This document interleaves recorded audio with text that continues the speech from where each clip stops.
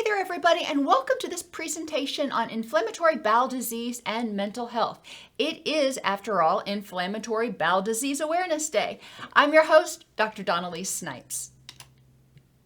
In this brief presentation, I'm going to define inflammatory bowel disease, discuss the consequences of IBD on mental health and relationships, and help you identify some practical strategies to reduce the impact of IBD on your life. So let's start at the beginning. What is it? Inflammatory bowel disease. We've heard about Crohn's. We've heard about ulcerative colitis. Inflammatory bowel disease is both of those. It's an umbrella term that covers any condition that causes, guess what? Inflammation of the bowel, inflammation of the intestines. Symptoms of inflammatory bowel disease include diarrhea, abdominal pain, bowel urgency, fatigue, and even hormone imbalances. Now let's think about how all this may play in. I'm probably going to talk about it more later too. Well, when your bowel is inflamed, inflammation sends a signal via the vagus nerve to the brain that says, hey, things aren't going so well. And the brain triggers the stress response system in order to try to address it or fix it or do whatever it needs to do to get the organism back into a place of homeostasis. So when the bowel is inflamed, stress response kicks off. Stress response increases, releases a bunch of excitatory neurotransmitters, which we know are going to probably increase the motility of the gut, increase how quickly things go through the gut. When we're under stress, it's not time to rest and digest. It's time to fight or flee. So diarrhea makes sense. Abdominal pain. Well, if you have increased motility, that's going to likely cause some cramping. If you have inflammation, that's going to cause pain. So that makes sense. Bowel urgency kind of goes along with diarrhea. If you have increased motility, your gut is working harder to move stuff through faster, then you may have a feeling that you've got to go to the bathroom more frequently. When all this is happening, when stuff goes through your intestines too quickly, when the intestinal walls are inflamed, both of those things contribute to your body's inability to effectively absorb nutrients. When you're not able to effectively absorb nutrients, guess what? It's going to contribute to fatigue and mood changes and hormone imbalances. Additionally, when that HPA axis, that threat response system, is activated and chronically activated because of the chronic inflammation, that will also contribute to fatigue. So these symptoms make sense and they all kind of fold in on one another. According to the Crohn's and Colitis Foundation, 1.6 million Americans are diagnosed and nearly 70,000 new cases are diagnosed annually. That is a lot of people. I mean, think about how big your town is. More than 50% of people with inflammatory bowel disease experience significant anxiety and or depression.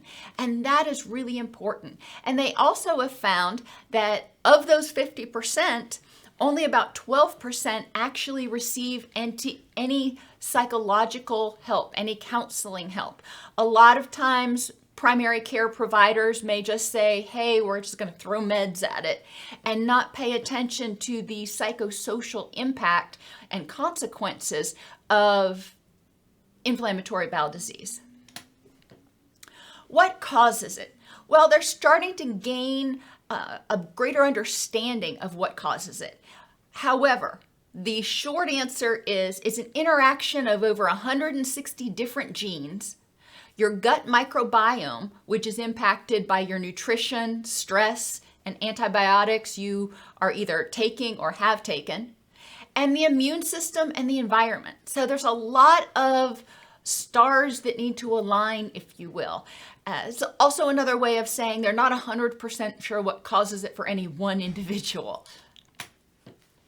What is the impact? Well, I'm sure I missed some things here, but the biggies. Physically, people with inflammatory bowel disease experience increased pain. It's just the way it is. When you've got inflammation, you typically have pain. And that increased pain triggering the stress response can trigger an ongoing stress response, which contributes to increased systemic inflammation, not just in the gut, but then we start seeing levels of inflammatory cytokines increase throughout the entire body. That we know is associated with increased depression, anxiety, and impaired sleep. So pain is a big deal. Pain is your body's way of saying something is not right here. Inflammation. Obviously, as I mentioned, inflammation in the gut can eventually contribute to systemic inflammation. Sleep is impaired not only because the HPA axis, the threat response system, is active because of the inflammation, but because the person's in pain. They can't get comfortable, which contributes to sleep problems because they wake up in the middle of the night and they feel like they've got to go to the bathroom. There are a lot of reasons that sleep may become impaired. When you are sleep deprived, it contributes to, guess what? Stress response activation and increased inflammation over the long term. So sleep deprivation actually works against the recovery process, which probably isn't a surprise. Malnutrition. When the gut is inflamed, it cannot effectively absorb the nutrients or even break them down. When the nutrients are moving through too quickly, the gut can't do what it needs to do. So the person experiences malnutrition. Why is that a big issue? Well, aside from the fact that none of us want to be malnourished, everything we eat is taken in and broken down into its component parts and then reassembled in the form of neurotransmitters and hormones and tissues and whatever else we need to live. So if your body is not able to use those nutrients, then it's not going to be able to make the neurotransmitters, the hormones, the everything else. So malnutrition is a big deal. And, it's important to remember that, for example, tryptophan is an amino acid, which comes from protein. Tryptophan is used to make serotonin, for example. But in order to convert tryptophan to serotonin, it requires a whole bunch of vitamins and minerals and other things to create this chemical reaction. Again, this is why nutrition is important. And fatigue. Well, let's think about it. If you're malnourished, you're probably running low, your blood sugar's probably all over the place. We know when people are in pain, their blood sugar tends to be all over the place. We know that when people are malnourished, they tend to be more fatigued. We know that when people get inadequate sleep, they tend to be more fatigued. We know that when we're fatigued, we tend to eat higher fat, higher carbohydrate, hint, more inflammatory foods, which can also contribute to worsening of symptoms and potentially indirectly worsening of fatigue. Affectively or emotionally, people with inflammatory bowel disease are at a much higher risk for anxiety and depression because that is associated with both systemic inflammation as well as nutritional imbalances and disruption of the gut microbiome. Many people with inflammatory or chronic conditions also struggle with anger. They're angry at the situation. They're angry at their disease. They're angry at their body. Sometimes they're angry at other people for not understanding, but anger is a very common emotion. Grief and guilt. Grief at not having the quality of life or the lifestyle that maybe they used to have before they were diagnosed with the condition.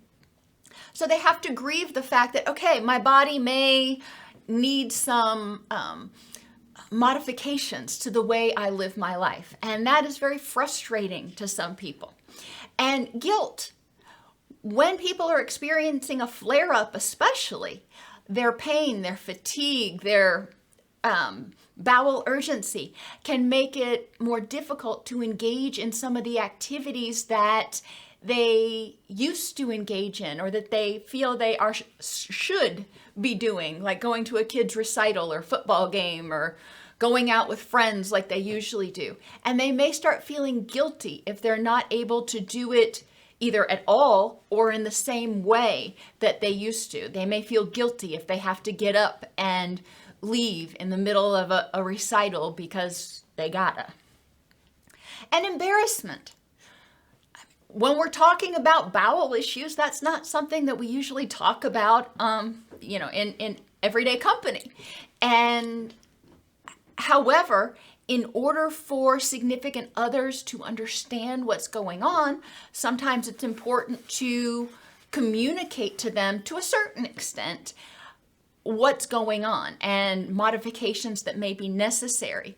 Additionally, the cramping, the inflammation, the urgency may also contribute to gas or even leakage, which can be embarrassing for some people.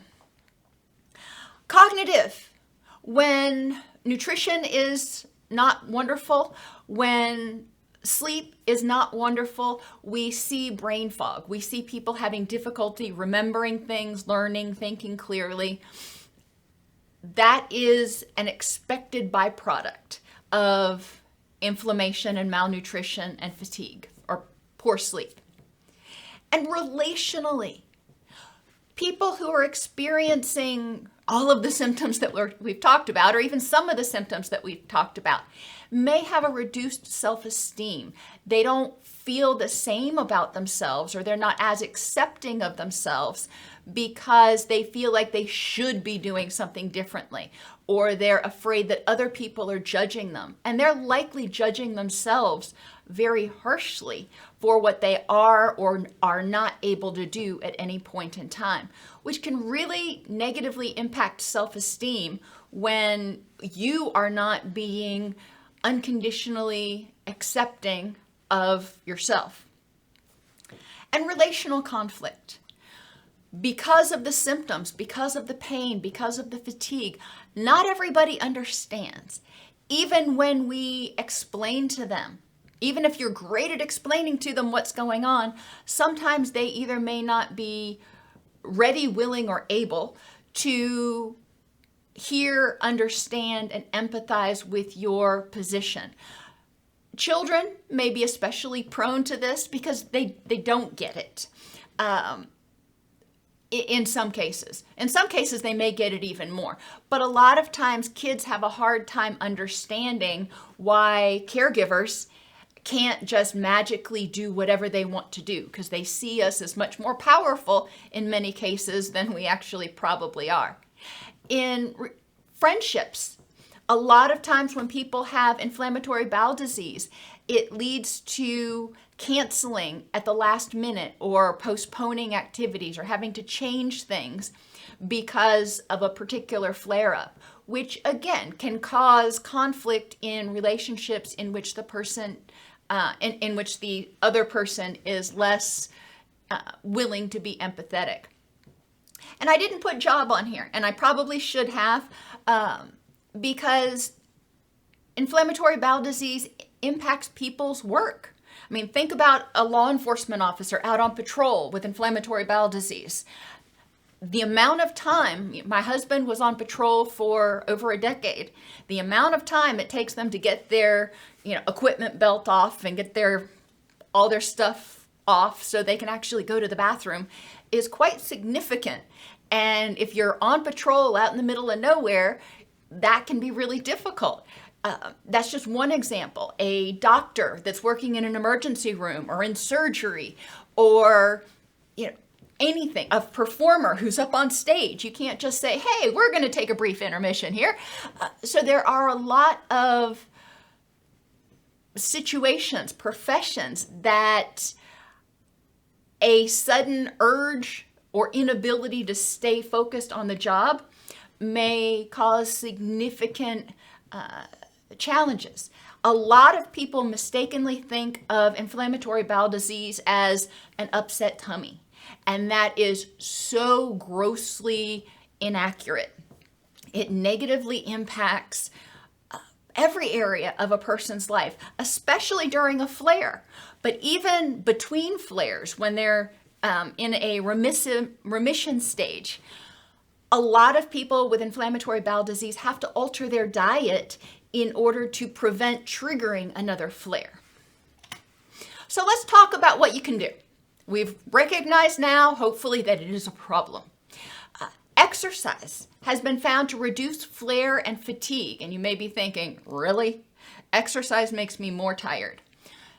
Low intensity, gentle exercise, increasing oxygenation, yoga, easy walking, riding a stationary bicycle with little or no resistance, something that just gets the blood moving and gets your heart rate up a little bit and increases oxygenation, is excellent for reducing cortisol, which is your stress hormone, and reducing flare and fatigue, increasing energy.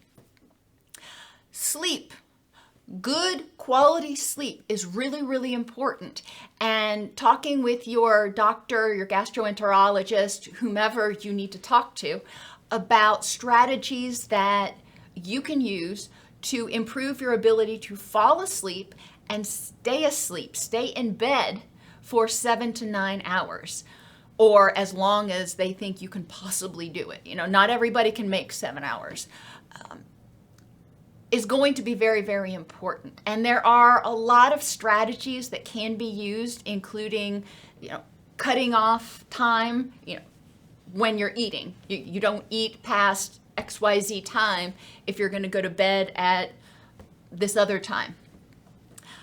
Reducing the amount of fluids you drink after a certain period of time. Reducing stress, making sure to go through a nighttime process to try to prevent any unnecessary awakenings. There are a lot of things you can do to minimize sleep interruptions, but also just getting to sleep and staying asleep will be important. And that includes addressing sleep apnea if you've got it. Weight management is another physical intervention, and I know some people bristle at the notion of weight management. What we're talking about here is excess adiposity.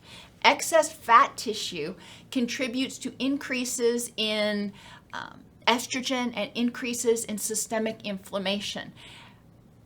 Excess is something that you will define based on your body structure with your physician. Okay, I'm not making a judgment about anybody's body type or weight, but it is well known in the research that excess fat tissue contributes to systemic inflammation.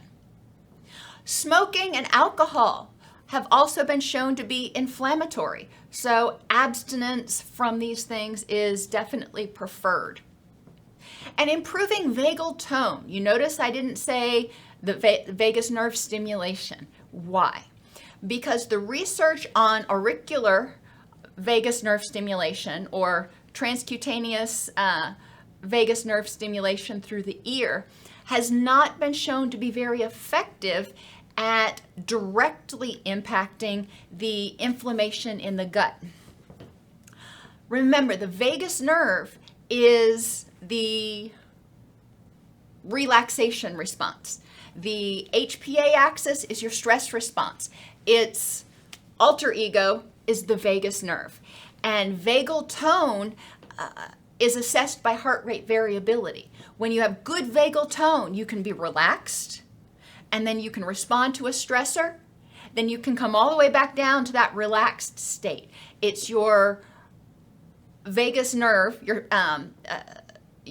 sympathetic and parasympathetic nervous system ability to work with one another and alternate between one another instead of keeping yourself in that persistently stressed state or fighting to get back into a relaxation state. So anything, I know this is sort of mind-blowing for some people, anything that helps you trigger that relaxation response, anything that helps you de-escalate when you experience physical or emotional stress is going to improve vagal tone. square breathing, yoga, exercise, meditation, painting, whatever it is for you that can help you de-escalate after a stressor is going to improve your vagal tone. Nutrition. Now, it's important to note that nutrition is probably going to be a little bit different for every single person with inflammatory bowel disease. So I'm not making a prescription. However, what we do know is an anti-inflammatory diet. The Groningen anti-inflammatory diet is one that has been studied extensively with inflammatory bowel disease. But generally, sticking to a diet that's anti-inflammatory in nature is going to be very, very helpful at reducing gut inflammation. Lean meat, especially not red meat. So lean meat, eggs, fish, plain dairy, like milk, yogurt, kefir, hard cheeses, fruit, vegetables, legumes, coffee, tea, honey, and for some people, wheat are able to be eaten. Now, I've said for some people, because remember, wheat, oats, any of your cereal grains have gluten in them. And some people are very, very sensitive to gluten, and that will cause inflammation and that will cause a flare-up. So again, it's important to know what triggers your inflammation, your gut inflammation. Red meat, other dairy products like ice cream and soft cheeses and sugar should be limited, and canned and processed foods should be, alcohol and sweetened beverages should be avoided at pretty much all costs. Your processed foods often can contain high levels of nitrates, nitrites, and sugars, all of which are inflammatory in nature. One article recommended low fiber during disease flares. Well, think about fiber. It's kind of like a scrubby brush going through your gut. I mean, it absorbs things and moves things through, so it's expanding the bowel sometimes. But some of your insoluble fibers also act sort of like a scrubby brush, for lack of a better term, in order to help clean and purify the intestines. But that's really hard on an area that's already inflamed. So a lot of times low fiber during disease flares, as well as addressing nutritional deficiencies, especially during flare periods, but even between flares. Some people with significant inflammatory bowel disease may struggle with deficiencies of iron, calcium, vitamin D, B12, folate, zinc, magnesium, vitamin A, and potentially thiamine. We'll talk about thiamine in a minute. What do we know about some of these things? In addition to being important in the creation of neurotransmitters like serotonin and dopamine, iron helps bring oxygen throughout the body. Low iron contributes to fatigue. Low iron, low energy. Calcium is important in neurotransmission. A lot of our neurotransmitters go through calcium ion channels. Vitamin D has a lot of receptors in the emotion areas of our brain. But that aside, they've shown that vitamin D deficiencies are associated with increased inflammation. Vitamin B12 helps with metabolism and energy usage. So if your B12 is low, you may feel fatigued. And folate, zinc, magnesium, and vitamin A are all, again, important nutrients in the creation of other hormones and neurotransmitters throughout the body. Now, thiamine is interesting.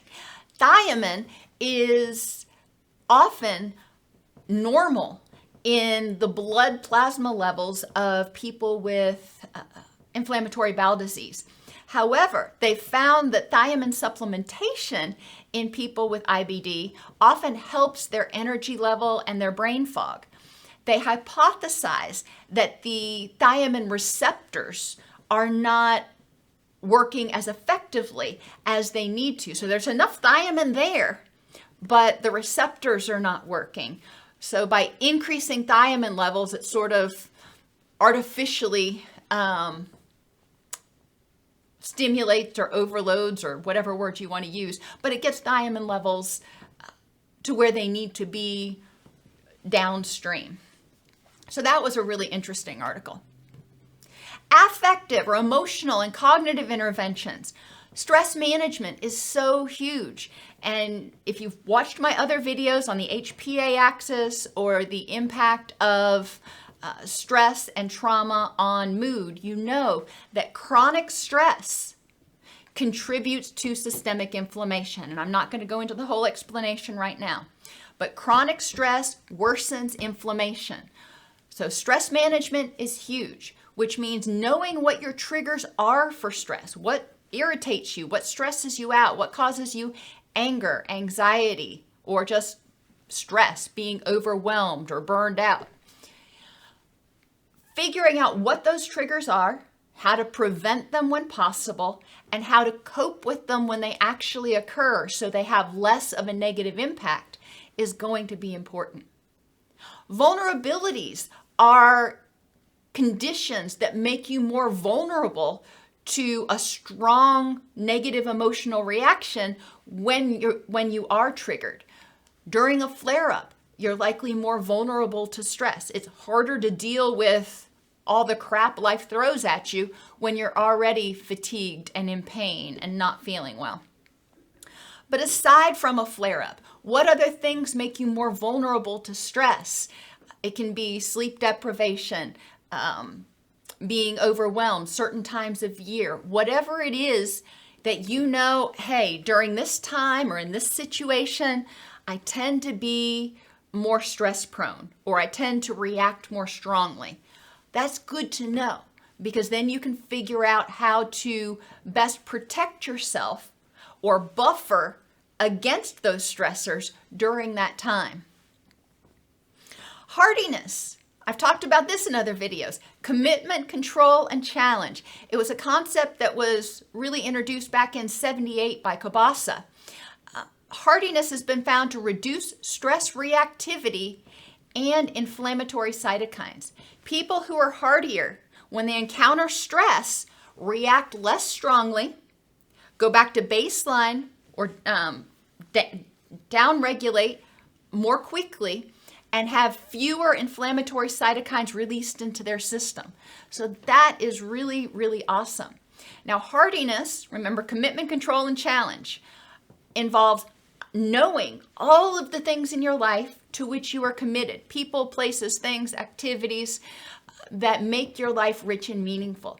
And being able to look at that landscape and say, oh, look at, these are all the things that are important.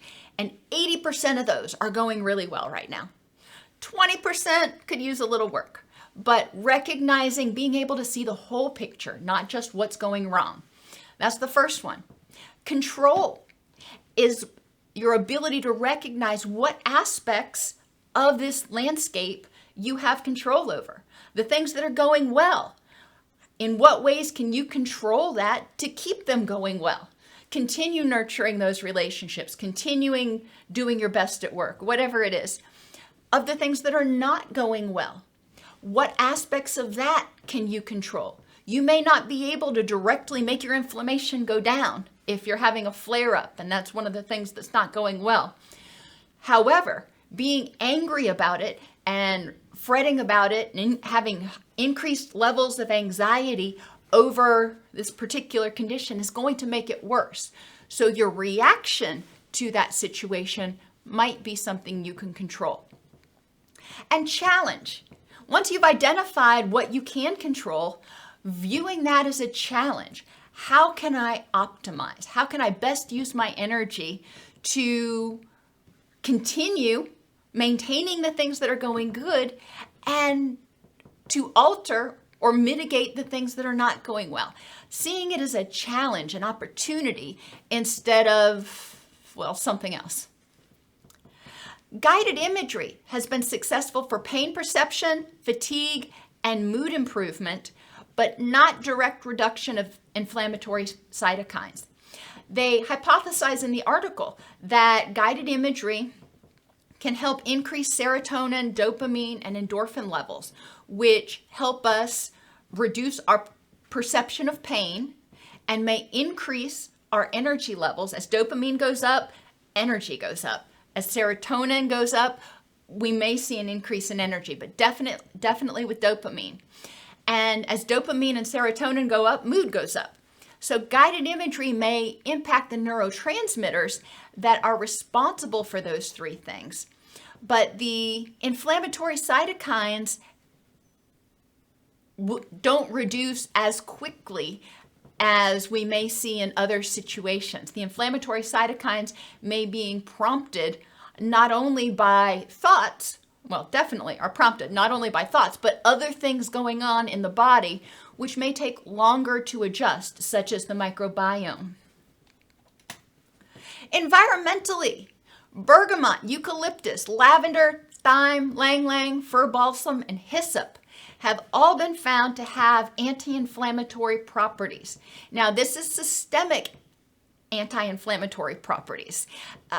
We aren't able at this point to particularly target one area. And remember, with essential oils, you're not ingesting them, you're just inhaling them, dispersing them in the environment. But they have been found to be calming, to help down-regulate that HPA axis, that stress response, as well as to be anti-inflammatory in nature. Particularly the terpenes beta-caryophyllene, linalool, and borneol.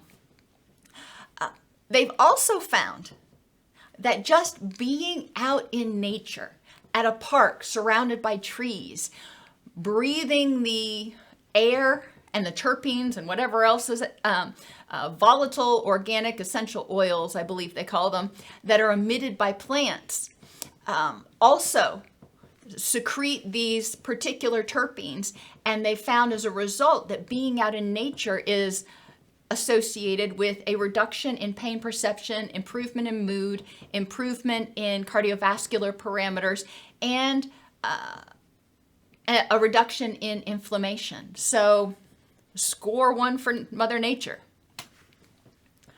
Over 1.6 million people deal with inflammatory bowel disease. It's vital for everyone to understand that it's far more than just an upset stomach. Inflammatory bowel disease significantly impacts every aspect of a person's life during a flare and still moderately impacts their life between flares. Inflammatory bowel disease and mental health influence each other. As mental health improves, as stress improves, inflammation tends to improve. As stress gets worse, inflammation tends to get worse. As anxiety gets worse, inflammation tends to get worse. As depression gets worse, inflammation gets worse. You see where I'm going here. While each person with inflammatory bowel disease is different, common treatment themes revolve around sleep, exercise, stress management, healthy nutrition, and for some people, medication.